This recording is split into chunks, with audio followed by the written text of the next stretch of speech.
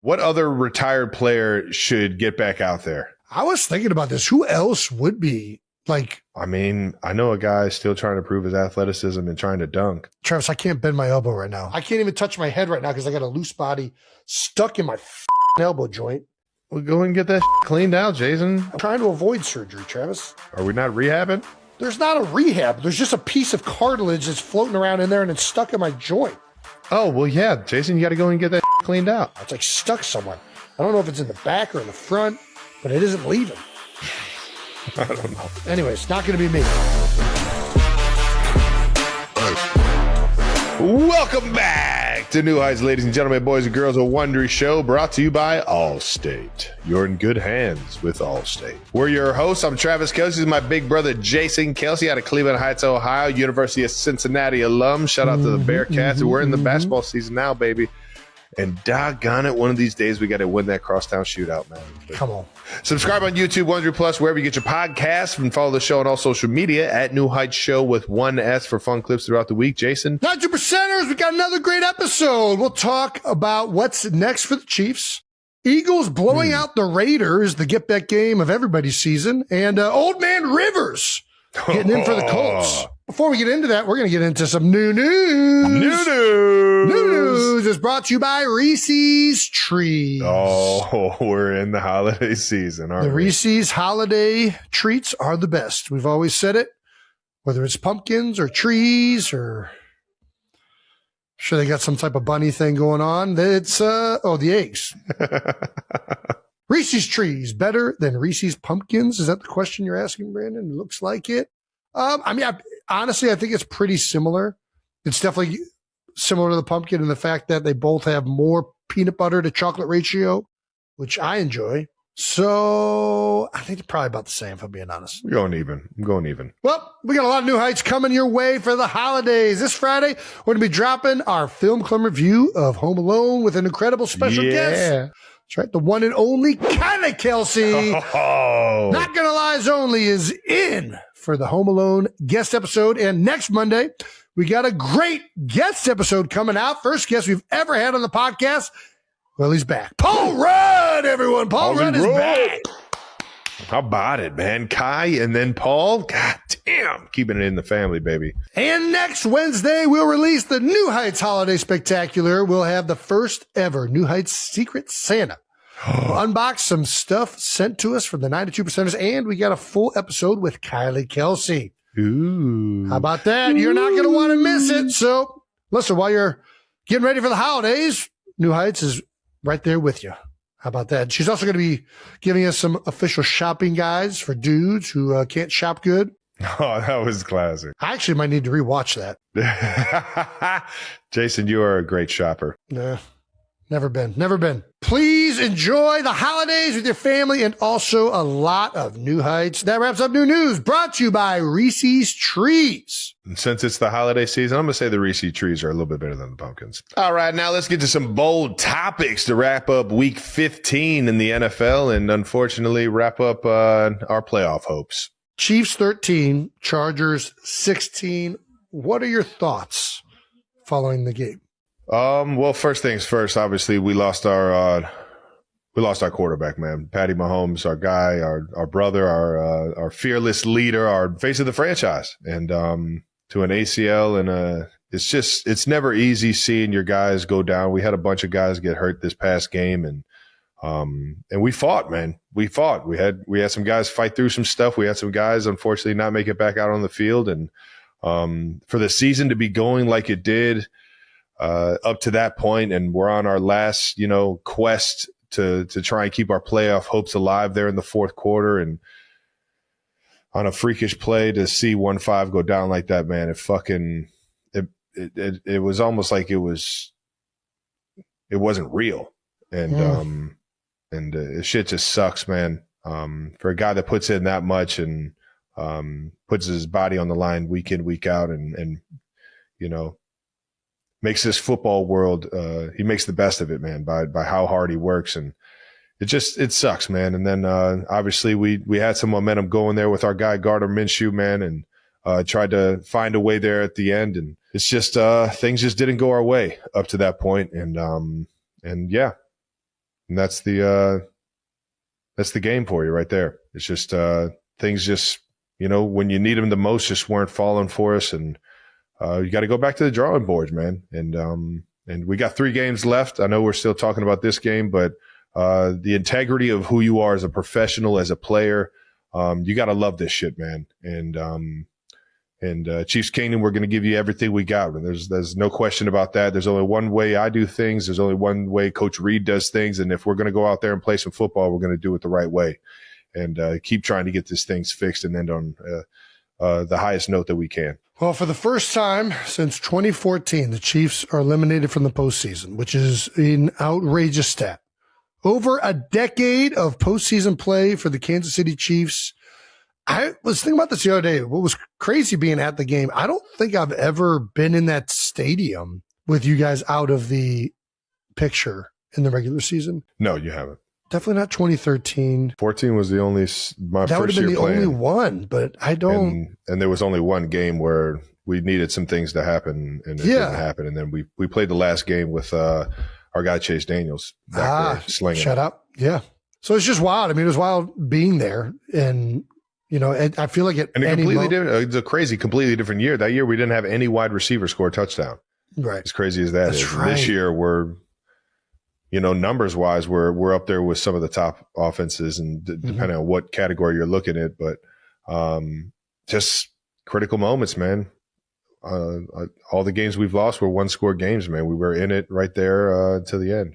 Yeah, 1-7 in 1-score games. Even that game, up until the very last pick, I feel like you guys were gonna.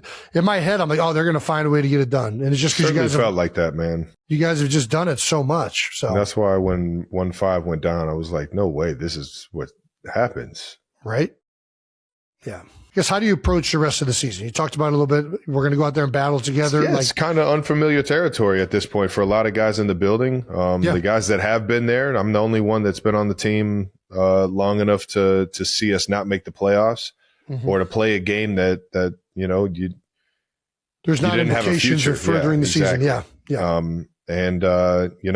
It's obviously fucked up, but it's a new feeling. So all I know is to go out there and play my ass off and to show up and give my guys the best chance to win. And I think that's the mentality, man. There's an integrity thing here that when you sign up for the gig, you're living out your dreams. You're living out a kid's dream that never got a chance to do this. You're living out, man.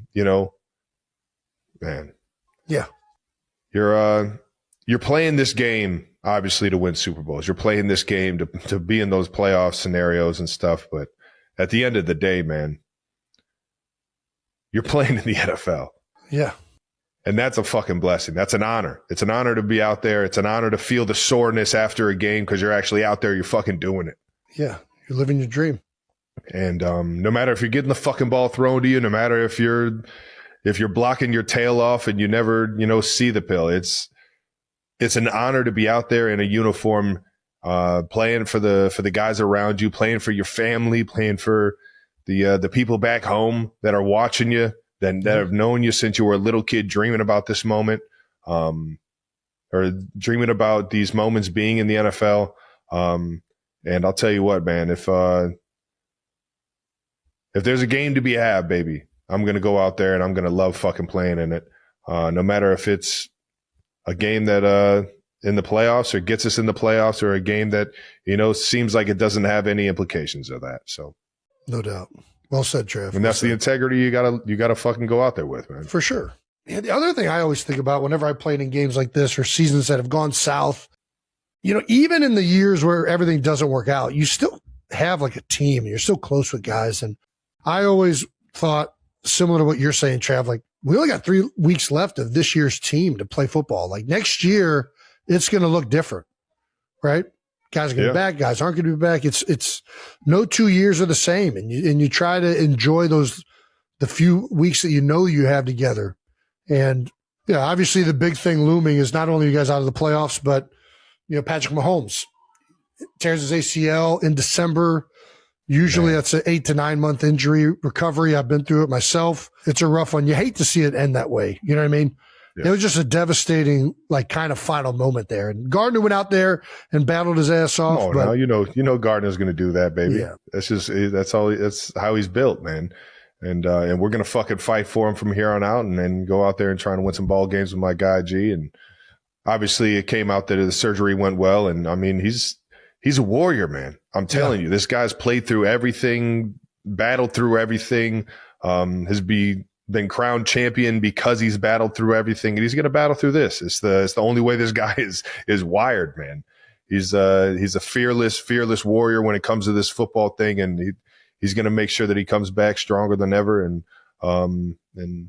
you know, hopefully the Chiefs can get him back as soon as possible. I know right now it's kind of right around that week 1 or the beginning of the season next year. So I know he's going to be doing everything he can to get back out on that field for the Chiefs as soon as possible, man. I love it, brother. You guys are headed to Tennessee to face the 2-12 Titans. Yeah, man, we got the Titans, and the Titans, as their record may show, they've only won 2 games, but man, they're fucking playing hard. Hell yeah, brother! And they got guys on that defensive line that can wreck a game. Obviously, Jeffrey Simmons has been doing it for a while now, man. Sure. A big old mean dude up front, and we're gonna have to find ways to be able to slow him down and make our guy Gardner get comfortable back there, and from there it's just mastering the game plan and getting out there and getting after it, man. We do have this mic'd up video of you and Derwin, who had the game sealing interception. What a great dude, man. Just plays the game the right way, the attitude, the physicality, the toughness. I love it when, you can get after somebody on the football field. They can fucking pick you up and body slam you, and there's no bad blood. There's just a bunch of respect for how they carry themselves and go at it. And obviously Derwin's one of the fucking best to ever do it, man. And so it was an honor to swap jerseys with him, and the honor to share the fucking gridiron with him, man. I'm a guy that I fucking love this game, man. I love it when I get to go up against another guy that I watch on film, and I'm like, that guy fucking plays this game the right way. And he got me on a few this past game. It's cool that he came up and said all that, man. I wish him the best of luck the rest of the year, man. The question is, have you sent them the jersey yet? Yeah, I shot it over to him. Oh, nice. There you go. I still owe a few guys jerseys, so you still owe me a jersey, Jason. Do I? I feel like you have a jersey of mine. I've stole like 3 jerseys from your house just laying around, so I might have stole somebody else. Travis Kelce sat alone for a moment in the dim hallway outside the trainer's room, the echoes of the stadium still rattling his chest, replaying the instant when the air seemed to go out of Arrowhead. The crowd had been at full roar, painted faces and clashing thundersticks, the world seemingly tilted toward another Chiefs highlight reel. Then, suddenly, it was as if the universe hiccuped. Patrick Mahomes had gone down in a tangle of bodies, the kind of play that never looks as bad on the replay as it felt in real time. It was surreal, a moment that didn't belong in the storybook of Kansas City football, not with Mahomes at the helm. Kelce's voice, choked with disbelief, confessed that nothing made sense about what he'd seen. The man who risked his body for every inch, who dove for first downs when he should have stepped out of bounds, who played through pain as if it were merely background noise, was now the one being helped off the field. The locker room after the game didn't sound like a place where victory lived. There was a hush, a nervous stillness, as if the foundation of the team had cracked in some invisible way.